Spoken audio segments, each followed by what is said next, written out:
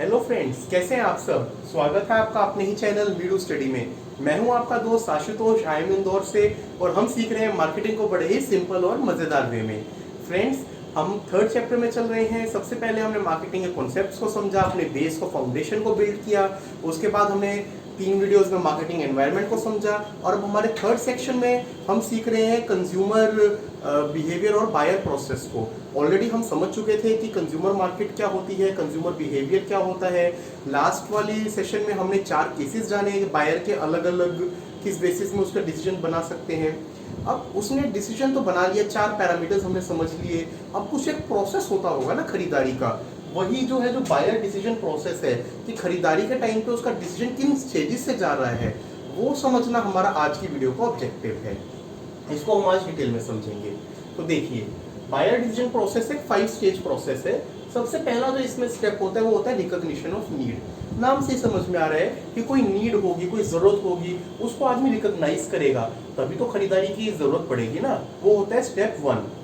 अब इसमें देखिए कैसे, इसमें हमारे माइंड में कुछ थॉट आया, कुछ हमारी कोई प्रॉब्लम थी, तो नीड बेसिकली वही है प्रॉब्लम, और उस प्रॉब्लम को सॉल्व करना हम चाह रहे हैं। हमने अपनी नीड को रिकॉग्नाइज किया हमारे ब्रेन में, वो होता है फर्स्ट स्टेप। फिर सेकंड आता है इंफॉर्मेशन सर्च, जिसको हमने एक लेंस से दिखाया है। भाई हम अलग अलग, इसको लेंस से दिखाने का क्या कारण है? कारण यही है ना कि हम अलग अलग सोर्सेज से जानकारी को ढूंढते हैं कि हम कहाँ से जानकारी ले सकें अपनी उस नीड को पूरा करने के लिए। और अलग अलग जानकारी, चाहे वो ऑनलाइन मीडियम हो, ऑफलाइन मीडियम हो, लोगों से बात करके हो, किसी भी तरीके से समझ के हो, आपने इंफॉर्मेशन को सर्च किया, उसके बाद आपके आगे कुछ ऑप्शंस आएंगी। फिर काम आता है तराजू का, इवेल्युएशन ऑफ ऑल्टरनेटिव्स। हम उनको इवेल्युएट करेंगे। अब इवेल्युएट करेंगे तो हमें पता लगेगा भाई कौन सी बेहतर है। इवेल्युएट अब किस तरीके से करेंगे ये भी डिपेंड कर सकता है। आप कुछ मान लीजिए टेक्निकल चीज खरीद रहे हैं तो टेक्निकल पैरामीटर्स पे हो सकता है, वो कॉस्ट के टर्म्स में हो सकता है, वो अलग अलग फीचर्स के टर्म्स में हो सकता है, वो इजीली अवेलेबल या दूर अवेलेबल है उससे हो सकता है। तो बहुत सारे पैरामीटर्स हो सकते हैं, पर्सन टू पर्सन डिपेंड करता है। किसी के लिए खुद की चॉइस मैटर करती है। कोई ये कहेगा नहीं, हो सकता है चलो मुझे पसंद नहीं आ रही, मेरी फैमिली को, वाइफ को, बच्चों को पसंद आ रही है, वो उसके लिए क्राइटेरिया हो सकता है। आदमी के कोई भी क्राइटेरिया हो सकते हैं, चाहे वो इकोनॉमिक हो, फाइनेंशियल हो, सोशल हो, बट सबको मिला जुला के वो जब इवेल्युएट करता है ना, तो वो होती है थर्ड स्टेप। अब आपने इवेल्युएट किया, उसके बाद आपने डिसीजन ले लिया भाई मैं ये वाला प्रोडक्ट खरीदूंगा। तो ये जो हमने कार्ड बनाए है ना, बास्केट जैसे आप सुपरमार्केट में जाते हैं खरीदारी करते हैं, ये हमारा आ गया चौथा स्टेप, परचेज डिसीजन। फाइनली हमने सोच लिया है खरीदने के लिए और हम खरीद चुके हैं उस चीज को और हमारे घर में वो आ गई है। फिर लास्ट में आता है पोस्ट परचेज इवेल्युएशन। हम अपनी उस खरीदारी को इवेल्युएट करेंगे ना कि हमने ठीक खरीदा या नहीं। अब वो कैसे होता है, वो बाद में ही होता है। और बाद में वो कैसे होता है, कुछ हर चीज के एक पैरामीटर्स होते हैं जिसको हमने जाना था। आपको ध्यान है हमने एक कॉन्सेप्ट समझा था कस्टमर सेटिस्फेक्शन। उसमें क्या था कि बायर की हमेशा कुछ ना कुछ एक्सपेक्टेशन या नीड होती है और परचेज करने के बाद वो उनके अगेंस्ट इवेल्युएट करता है। अगर वो मैच होती हैं तो वो होता है सेटिस्फाइड, एक्सपेक्टेशन से ज्यादा मिलता है तो वो होता है डिलाइटेड या हाईली सेटिस्फाइड, और अगर कम होता है तो वो होता है डिससेटिस्फाइड। उसी को बोलते हैं पोस्ट परचेज इवेल्युएशन और पोस्ट परचेज बिहेवियर। अब इन 5 स्टेप्स को फ्रेंड हम डिटेल में बात करेंगे और जानेंगे कि कैसे होता है। और मैं इसके केस के लिए इन 5 को समझने के लिए ना एक एग्जांपल लेता हूं जिसको मैं इन 5 में यूज करूंगा। मैं एग्जांपल लेता हूं एक गाड़ी के परचेज डिसीजन का। ठीक है दोस्तों, सबसे पहले हम बात करेंगे रिकॉग्निशन ऑफ नीड। तो बायर जो है कोई प्रॉब्लम और नीड को रिकॉग्नाइज करता है। अब देखिए, वो 2 स्टिमुलस हो सकते हैं। इंटरनल हो सकता है हंगर या थर्स्ट, यानी कि भूख या प्यास, और दूसरा हो सकता है एक्सटर्नल स्टिमुलस। कोई आपने नई एडवर्टीजमेंट देखी हो, दोस्तों के साथ, फैमिली के साथ कुछ डिस्कशन किया हो, उसकी वजह से। अब देखिए, एक गाड़ी के केस में क्या नीड हो सकती है? हो सकता है आप अभी तक जो है ऑफिस जाते हो, डेली मेट्रो में जा रहे हैं, वो जा रहे हैं, आपने सोचा है कब तक ऐसे मेट्रो में धक्के खाता रहूंगा, 5 साल हो गए नौकरी को, सेविंग इसलिए कर रहा हूँ, थोड़ा तो खुद को भी कंफर्ट दूं। बच्चे भी कहते हैं पापा वीकेंड पे घूमने जाना है, लेकिन अब कोई पर्सनल व्हीकल नहीं है तो कहाँ से घूमने जाए। तो कोई ना कोई नीड रही होगी ना जो आपको रही होगी, या कोई प्रॉब्लम जिसको सोल्व कर रहा होगा, तो आपने उसको रिकॉग्नाइज कर लिया। ये था आपका पहला स्टेप। अब आपने नीड को रिकॉग्नाइज कर लिया, भाई मुझे तो गाड़ी लेनी है, बहुत हो गया।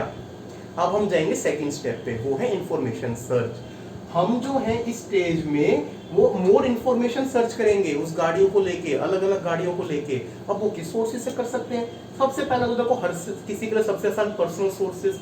आप किससे बात करेंगे? अपनी फैमिली मेंबर से, बच्चों से पूछेंगे क्या चाहते हो, कोई आपके घर में बड़े भाई बहन है उनसे जानेंगे, पेरेंट्स से जानेंगे, फ्रेंड्स, नेबर, पड़ोस में देखा, अरे 2 साल हो गए इन्होंने बड़ी अच्छी कार ली थी, इन्हीं से पूछ लेता हूँ कैसी चल रही है, कैसी माइलेज दे रही है। तो जो पर्सनल सोर्सेज से आदमी सर्च करता है ना, वो होता है पहला टाइप। दूसरा कमर्शियल सोर्सेज।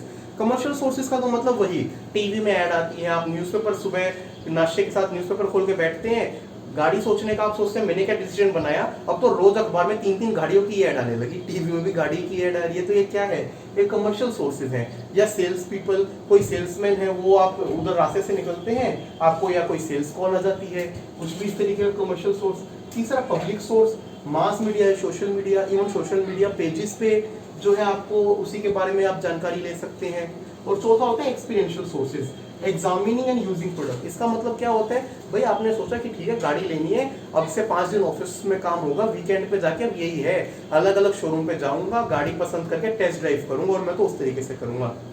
तो आप एक सिंपल गाड़ी के एग्जांपल से समझ के इंफॉर्मेशन जुटाने के 4 तरीके: पर्सनल, अपनी फैमिली फ्रेंड से जानना; कमर्शियल, एड और सेल्स पीपल के थ्रू जानकारी; पब्लिक सोर्सेज, जो सोशल मीडिया और मास मीडिया में इंफॉर्मेशन अवेलेबल है उसके थ्रू; और चौथा खुद उसे एग्जामिन या एक्सपीरियंस करके, यानी कि एक्सपीरियंशियल सोर्सेज।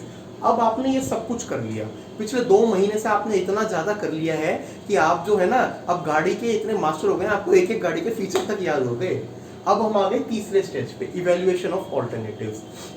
तो इन सब इंफॉर्मेशन जानने के बाद मान लीजिए 3 गाड़ी आपने शॉर्टलिस्ट करी अलग अलग कंपनीज की, तीनों को आपने कहीं ना कहीं देखा कि मेरी बजट में भी सूट हो रही है, मेरी रिक्वायरमेंट को भी फुलफिल कर रही है। आपने बैठ के लेग स्पेस देख लिया, पसंद का कलर मिल रहा है, डिलीवरी टाइम पे मिल रहा है, जो जो आपके पैरामीटर्स थे इंफॉर्मेशन सर्च में, आपने इवैल्यूएशन ऑफ ऑल्टरनेटिव्स।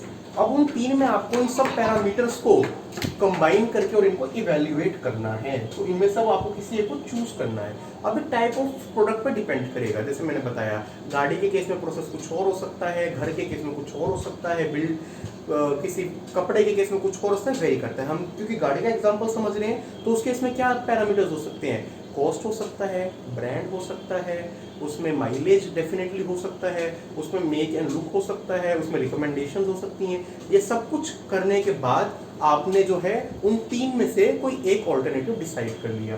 तो ये था इवैल्यूएशन ऑफ ऑल्टरनेटिव, और आपने उसको चूज कर लिया। अब चूज कर लिया तो आप आएंगे नेक्स्ट स्टेप पे, जो कि है स्टेप 4, परचेज डिसीजन। अब आपने खरीदने का मन बना लिया, आपने सोच लिया है भाई ये वाली गाड़ी मैं खरीदूंगा। आपने अपने पंडित जी से पूछ के डेट वेट भी सेट कर ली, इस दिन घर में आनी चाहिए गाड़ी। आपने जाके बुकिंग अमाउंट दे दिया, सब कुछ फाइनल कर लिया, और अब आप इंतजार कर रहे हैं अपने सपनों की पसंद वाली गाड़ी के आने का। ठीक है जी। अब आपने सब कुछ कर लिया, देख लिया, उसके बेस में 2 चीजें फिर भी आ सकती हैं। एक हो सकता है एटीट्यूड ऑफ अदर्स। तो ये 2 फैक्टर है ना, ये आपकी जो परचेज की इंटेंशन थी कि मुझे ये चीज खरीदनी है, और फाइनल आप डिसाइड करके उसको बुकिंग अमाउंट दे रहे हैं, उसके बीच की मैं टाइम की बात कर रहा हूँ। एटीट्यूड ऑफ अदर मतलब हो सकता है कि आपने 3 में से एक ऑल्टरनेट डिसाइड किया था, और आप जाके संडे को बुक ही करवाने वाले थे। सैटरडे को आपके किसी रिलेटिव का फोन आ गया, उसने कहा अरे हमारे पड़ोसी ने अभी खरीदी थी, इसमें तो पता है शुरू में 1 साल ठीक चलती है, बाद में दिक्कत आ जाती है, बिल्कुल भी स्ट्रॉन्ग नहीं है, जरा सी हल्की फुल्की टच लग जाए ना उसी में, इसमें तो इतना खर्चा आ जाता है, बिल्कुल बॉडी स्ट्रॉन्ग नहीं है। तो क्या हुआ? दूसरे के एटीट्यूड ने कर दिया ना आपके डिसीजन को खराब। दूसरा अनएक्सपेक्टेड सिचुएशनल फैक्टर, कोई सिचुएशनल फैक्टर ही वैसे आ गई। अगेन इसका एग्जांपल आप सोचेंगे कि मुझे हंसी क्यों आ रही है, मुझे हंसी इसलिए आ रही है कि हर चीज़ में ये कोविड का एग्जांपल आ जाता है। आपने अपनी पसंद की गाड़ी बुक करवाने की सोची ही थी, बुकिंग अमाउंट देने ही जाने वाले थे, और मोदी जी ने टीवी पे आके लॉकडाउन अनाउंस कर दिया।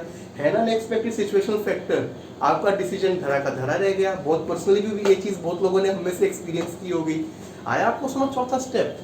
अब मान लीजिए ये 2 चीज़ें नहीं होती, ये एक्सेप्शनल केसेस हैं, आपने जो डिसीजन था वो उसको फुलफिल किया, जाके बुकिंग अमाउंट दे दी, गाड़ी आपके घर में आ गई, पापा से बच्चे सब खुश हैं, पापा जी नई गाड़ी ले आए, वीकेंड पे आप बच्चों को घुमाने लेके जाते हैं, वीकडे में इवनिंग्स में आप वाइफ को ड्राइव पे लेके जाते हैं, सब कुछ अच्छे से चल रहा है। अब लास्ट स्टेज आती है पोस्ट परचेज बिहेवियर की, मतलब जब खरीदारी हो चुकी है उसके बाद का बिहेवियर। सो इसमें क्या होता है, जैसे हमने बात की थी कि कंज्यूमर सेटिस्फेक्शन वाली चीज आती है, जो आपने अलग अलग पैरामीटर्स सोच के एक पर्टिकुलर ब्रांड की गाड़ी खरीदी थी, अगर आपकी एक्सपेक्टेशन से वो मीट हो रही है तो आप हो जाएंगे सेटिस्फाइड। भाई ठीक है, जो सोचा था वैसा हुआ, मजा आ गया, गाड़ी अपने पास है, सो आराम से ऑफिस जाते हैं, आराम से ड्राइव पे जाते हैं, सब कुछ अच्छे से हो रहा है। दूसरा केस हो सकता है डिससेटिस्फाइड। 3 महीने बाद जो है छोटी मोटी करके दिक्कत आने लगी, माइलेज भी कम हो गई, पेट्रोल भी ज़्यादा खाती है, बार बार प्रॉब्लम भी आती है, रुक भी रही है, ये क्या हुआ यार, 5 साल से जो है जिस चीज़ की वेट कर रहा था, इतने अरमानों से मैं गाड़ी लेके आया और ऐसा हो गया, आप हो जाएंगे डिससेटिस्फाइड। थर्ड, जैसा आपने सोचा था उससे भी बढ़िया परफॉर्मेंस है, स्पेस भी बढ़िया, सब कुछ शानदार, आप हो जाएंगे डिलाइटेड। अब जो हमने बात करी ना डिससेटिस्फाइड की, तो जो कई बार क्या होता है, कंज्यूमर कोई चीज़ को खरीद के और जो बाद में उसको पसंद ना आए, तो जो एक पछतावा होता है ना, पछतावा या जो एक डिस्कम्फर्ट अनईजी फील होता है, उसको मार्केटिंग टर्म्स में बोलते हैं कॉग्निटिव डिसोनेंस। इस टर्म को आप ध्यान रखिएगा, ये आगे भी यूज होगी। तो buyer discomfort caused by post purchase conflict, मतलब मैंने ये सोच के लेके आया था, एक्चुअल में ऐसी निकली, अब उसको वापस तो कर नहीं सकते, कुछ हो नहीं सकता, क्या करेंगे, मन मार के यूज करेंगे, बट कहीं ना कहीं आपका मन तो दुखी हुआ ना। तो ये जो कॉन्फ्लिक्ट अराइज हुई है हमारे मन में, ये होते हैं कॉग्निटिव डिसोनेंस। और ये था हमारा 5वां स्टेप, पोस्ट परचेज बिहेवियर। अब आपको ये जो है फ्रेंड्स पांचों बिहेवियर जो है समझ में आए होंगे, आई होप। अगर आपको कोई इसमें डाउट है तो प्लीज़ हमें बताइए, इन केस आपको जो है कोई भी क्वेरी रहेगी तो हम उसको क्लियर करेंगे, और कोई भी आपको डाउट रहेगा तो आप हमें बताइएगा, ठीक है। और हमारी अगली वीडियो में जो है फ्रेंड्स हम जानेंगे, हमने अभी तक बात की थी बायर डिसीजन के प्रोसेस की, ये एक नॉर्मल कैटेगरी के प्रोडक्ट्स के लिए था जो कि मार्केट में एग्जिस्ट करते हैं। कई बार ऐसे भी प्रोडक्ट्स होते हैं जो कि न्यू प्रोडक्ट्स बन रहे हैं, उस केस में क्या होता है, उस केस में डिसीजन में थोड़ा सा डिफरेंस आ जाता है। तो हमारा जो नेक्स्ट वीडियो का एजेंडा रहेगा उसमें हम buyer decision process for new products को समझेंगे कि नए प्रोडक्ट के केस में क्या होता है। आई होप आपको आज की वीडियो पसंद आई होगी। अगर आपको कंटेंट पसंद आया तो प्लीज़ इसे लाइक कीजिए, शेयर कीजिए और हमारे चैनल मीरू स्टडी को सब्सक्राइब कीजिए। और आपका कोई भी फीडबैक है फ्रेंड्स तो उसे हमारी मेल आईडी meeru.study@gmail.com पे लिखिए या हमें कमेंट सेक्शन में बताइए। Thank you friends, have a nice day. जुड़े रहिए आपके अपने ही चैनल मीरू स्टडी से।